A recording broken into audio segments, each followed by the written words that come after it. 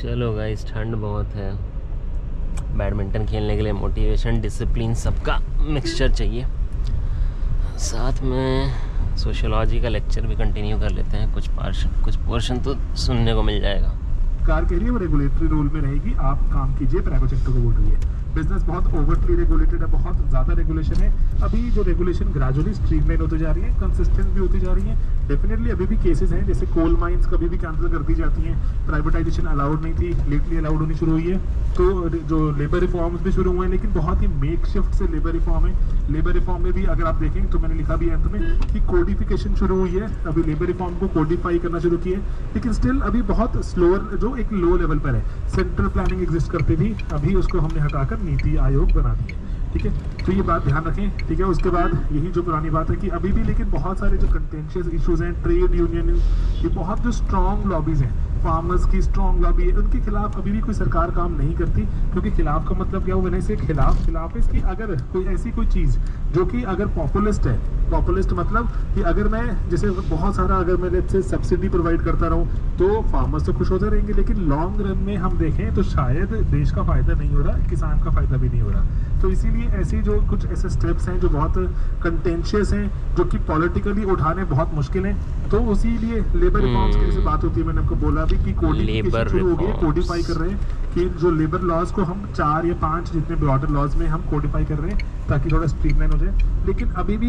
Labour reforms में ऐसी कोई बहुत हमने चमत्कारी कोई चीज़ नहीं की है कि लेबर रिफॉर्म में हायर एंड फायर बहुत आसान हो जाए, जैसे लेट्स से यूएस में होता है। तो उससे डेफिनेटली बहुत टेंशन भी है ना कि हमारे देश में यूएस से जितनी सोशल सिक्योरिटी एग्जिस्ट थोड़ी ना करती है कि हमारे देश में अगर सोशल सिक्योरिटी उस लेवल की हो कि अगर आप जॉब पे नहीं भी हैं तब भी आपका गुजारा अच्छे से होगा। तो अगर वो नहीं है तो उस केस में हम लेबर रिफॉर्म कर दें और हायर एंड फायर को हम आसान कर दें, तो भी टेंशन है। तो इसीलिए सब चीज़ों को सोच के काम करना होगा। एग्रीकल्चर सब्सिडीज अभी भी बहुत ज़्यादा हाई हैं, मनरेगा हमारे देश में ऑल टाइम हाई चल रहे हैं। तो इसीलिए कुछ रिफॉर्म्स की अभी रिक्वायरमेंट है कैसे, लेकिन एट द सेम टाइम हम ये भी ना भूलें कि सब कुछ जो हम कर रहे हैं वो हम देश की जनता की भलाई के लिए कर रहे हैं। वो भी हमारा देश जो एजेंडा वो भी कहीं लॉस्ट ना हो जाए कि रिफॉर्म करना है, रिफॉर्म चाहे देश का नुकसान हो जाए, रिफॉर्म उसके बल पे क्या फ़ायदा है ना जो देश का नुकसान हो जाए। तो ये थोड़ा सा एक अटेम्प्ट है थोड़ा हिस्ट्री को ट्रेस करने का कि क्या हमारे देश में मॉडर्न इंडस्ट्री की हिस्ट्री रही, कहाँ से आए। 2 कम्युनिटीज़ बहुत इंपॉर्टेंट हैं, पारसी एंड मारवाड़ी। कैसे पहले एक अगेंस्ट थी, एक फेवर में थी, लेकिन ग्रेजुअली दोनों अगेंस्ट हो गई। फिक्की बनाते हैं, फिक्की बनाकर अपने जो हमारी नेशनल मूवमेंट को सपोर्ट करते हैं। आज़ादी के वक्त हमारे पास क्या था और क्या नहीं था, कैपिटल इंडस्ट्री नहीं थी। उसके बाद हमने कैसे रिफॉर्म्स किए और रिफॉर्म होते होते पोस्ट LPG एरा भी देखी, लेकिन हमने क्या बदला और क्या रह गया, और ये भी हमें थोड़ा देखना चाहिए। ठीक है, सिंपल सवाल आते हैं, अभी तक तो मुश्किल सवाल नहीं पूछा गया, लेकिन अगर इन केस पूछ भी लें तो GS से सामान बोरो किया जा सकता है। GS का कंटेंट यहाँ बोरो कर सकते हैं कि क्या रिक्वायरमेंट्स थी क्या नहीं। 2-3 हमें यहाँ पे जो सोशो की बातें लिखनी होंगी, सोशो के वर्ड्स अगर हम ड्रॉप करें फ़ायदा होगा। ठीक है, तो ऐसे दिमाग में रखें, ऐसे टॉपिक्स ही हैं ये जो इम्पैक्ट पूरा पेपर 2 में देखें। पेपर 2 कितना सारा पेपर 2 मैराथन कंडक्ट हो रहा है क्या? चलो कोई बात नहीं, देखते हैं। ठीक है, मिलते हैं दोस्तों अगले वीडियो में बहुत जल्द। Bye bye, take care. Hello दोस्तों, स्वागत है आप सभी का स्लीपी क्लासेस में। दोस्तों एक छोटा सा टॉपिक है यहाँ पर कवर करने वाला, growth of urban settlements in India कि कैसे भारत में अर्बन सेटलमेंट्स बढ़ी। ठीक है, सिंपल हिंदी में।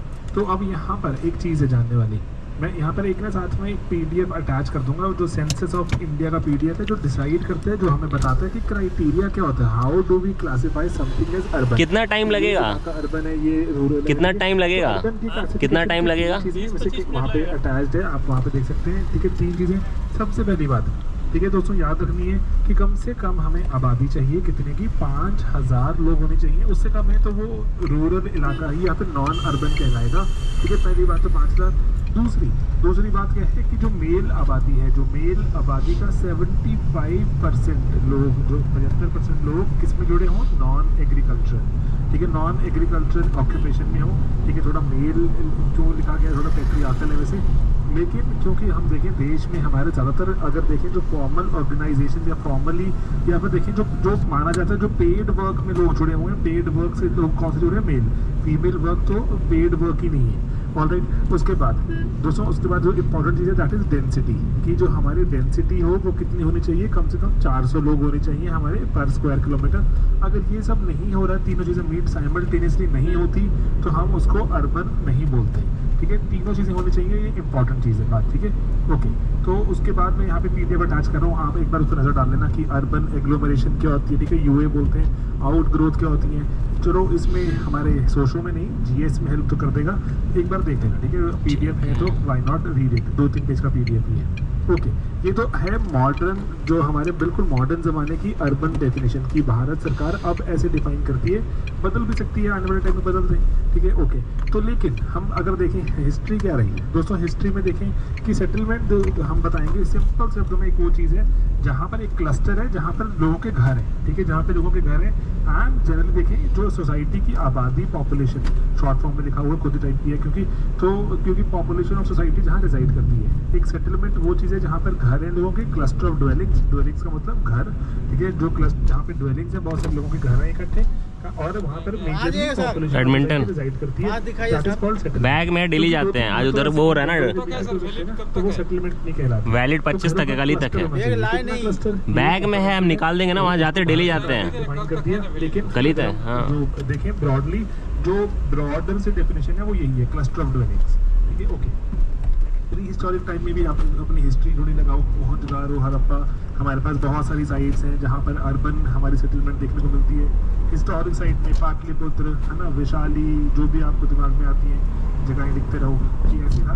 लेकिन मिडीवल टाइम में हमें देखने को मिलते हैं अब हमारे टाउन्स की कुछ पर्टिकुलर तरह की एक इम्पॉर्टेंस ऐसी आती जा रही है जहाँ कैटेगराइज हो रहे हैं कि ये टाउन हमारा पॉलिटिकल टाउन है, ये हमारा टाउन मिलिट्री टाउन है, ठीक है, यहाँ पे मिलिट्री थी, गैरिसन हुआ करते थे, एक्सेट्रा, ठीक है। दिल्ली में भी ऐसे जाके देखते हैं आप, डिविजन्स हैं, ये मिलिट्री टाउन बनाया गया था, और अच्छा ये राजधानी, जो अगर आगरा देखते हैं, आगरा के पास जो आगरा आपकी राजधानी थी, लेकिन एट द सेम टाइम बगल में ही मिलिट्री का भी बेस है, तो इसीलिए अब ये सेटलमेंट अलग अलग तरह के होने शुरू हो गए मिडीवल एरा तक पहुँचते। ट्रेडिंग टाउन्स अलग हैं, ये पहले भी हुआ करते थे, मैन्युफैक्चरिंग टाउन्स अलग हैं, है ना। इवन कि आप, जो मुझे याद नहीं है भी नाम, इंडस वैली सिविलाइजेशन में याद है, पढ़ते हो आप, एक राजस्थान, शायद ना कहीं राजस्थान में कहीं एग्जिस्ट करता है, वो मुझे जगह बोल गई, जहाँ कॉपर माइंस, खेतरी नाम है, एग्जांपल्स मिलती हैं, देन कुछ ट्रेडिंग टाउन्स थे जैसे लोथल एक्सेट्रा, तो इसको थोड़ा ढूंढ सकते